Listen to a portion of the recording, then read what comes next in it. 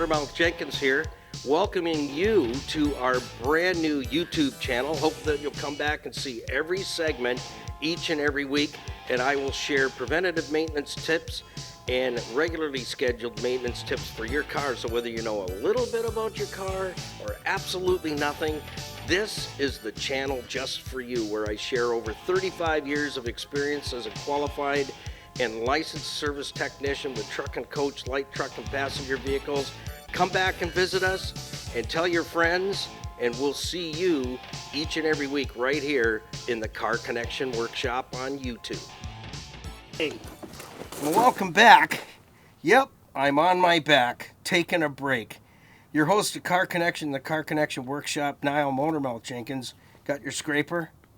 Got a good one? Good, because you're going to want to join us for this. We're changing differential oil on the front of our 97 TJ Wrangler, and we've done the rear already, but I thought I'd share this with you because I've seen it happen over and over and over again when it comes to the front differential. Well, I've kind of cheated.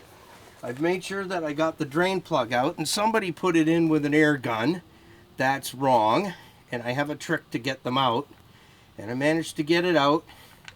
So it's finger tight right now. I've taken all the bolts out but the top two. So what I do is, do not use a screwdriver to get in behind this cover. And I've seen that so many times over the years.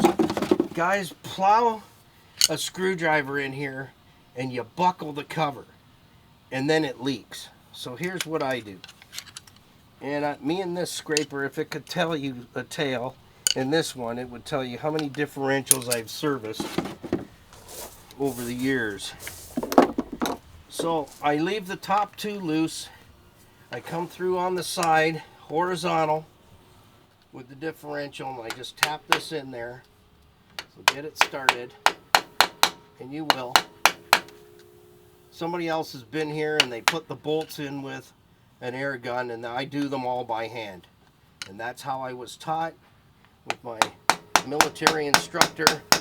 Is there we go, we're in, and now we don't have to pry it very much. The two bolts hanging it from the top are going to take good care of it. This also gives us a chance to see what's going on with the differential and make sure that we've got enough oil in there. The oil is clean, it's not metallic, we don't have anything broken or anything that we should pay further attention to. So it's just a good idea every 2 years. I don't care if you're running synthetic oil in the differentials. The synthetic oil doesn't know when there's too many metal particles in the oil. There's no sensor to tell you, hey, yo, buddy, differential oil's got way too much metallic material in it. So preventative maintenance says dump it. Dump it and make sure that there's nothing going wrong in the differential, and that if there's excessive metal particles in there, it'll almost look silvery. That's a very big indicator that you've got problems in that differential, so you can catch it before you get out in the field and have a differential failure. So I'm going to take out the top two bolts, and we're going to take this cover right off. And again, when you're putting the bolts in, you know how I put these in? I use a 1/4 inch ratchet with a half inch socket, and I do them by hand. I put some Permatex on it, and again, they don't support the program. There's just products that I've used for decades now that are products I know I can count on. So I'm gonna let John, our cameraman, take a look at the oil itself. But what I see already is I got rust in here from the vehicle sitting, so I want to get this cleaned out. I'll sandblast it out in my blasting cabinet. Not too many metal particles on here. So that's what the oil would completely look like if there was a lot of metallic in the oil. But I can tell you what I see in this oil right now. It's a great thing that we're pulling. We've pulled the diff cover, and we're going to clean off this old gasket here. But again, please put the bolts in by hand. You know, there's a time to use air tools. You can bend the cover and warp it, and once you've done that, you can never really get them perfectly straight. And some of you might say, well, you know, the gasket material will pick it up. I go, that's fine. But as for me in my house, I've been working on vehicles a long time, and I continue to do the methods that I was taught by my military instructor. I've had some amazing instructors that taught thoroughness and working clean, and I'll tell you, it hasn't failed me yet. So I will continue to do what I do. If you want to do it a different way, that's fine. As my instructor used to say, if you're changing a headlight out and you're undoing the screws with your right hand with a screwdriver, and the guy next to you is changing the same headlight out and using a screwdriver in his left hand, all that matters is that at the end of the day, the headlight's in and it works and the job is done and it's done right. That's what matters. So if you have a different method, use it. If it works for you, use it. I'm not here to convince you to do it my way. I just know it works. John, can we take a look at this oil? This should be golden like corn syrup. You see a problem there?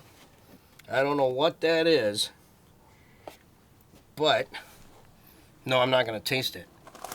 It almost smells like transmission oil. A little bit thicker with some thickness to it, but that's not how gear oil looks to me. And it really doesn't smell that way. So either somebody put some special oil in there. Smell it again. What's that? You want me to taste it, John? Yeah, taste you it. first. You first, okay? Well, I want you to smell it. Yeah. It has a very interesting smell to it. It might be some kind of performance oil they put in there at some point. But you know what? This is everything we've been doing on this Jeep. As I mentioned in some of the other segments, I saved this from the crusher at a wrecking yard in Niagara-on-the-Lake, Canada. And I got looking at it, and I was crawling around underneath it, and it was early spring, and the ground was muddy, but I looked it over, looked at the frame. I know where the frames go bad, and I'm thinking, why is this thing here? It was in the middle of a truck wrecking yard, like big highway trucks and motor coaches and highway coaches. So I thought, if I can buy this thing, I'm going to take it back to the Car Connection workshop and see what we need to do. And so far, it's really just been brakes, brake lines, emergency brake cables, front brakes, fluids. And then it turned out that the motor's blown up, but we'll get another motor and we'll just pull this one out. It's easy to pull. We'll pull this one out and put one in. But most of the work that I've done so far has been from neglect, not taking care of it. So, as they say, another man's junk is another man's treasure. So till next time, come back and visit us again for more of Car Connection in the Car Connection workshop. Get yourself some Fred mittens, right here, Fred mittens, and we'll put the coffee on. You put the coffee on this time, because we're going to come to your house.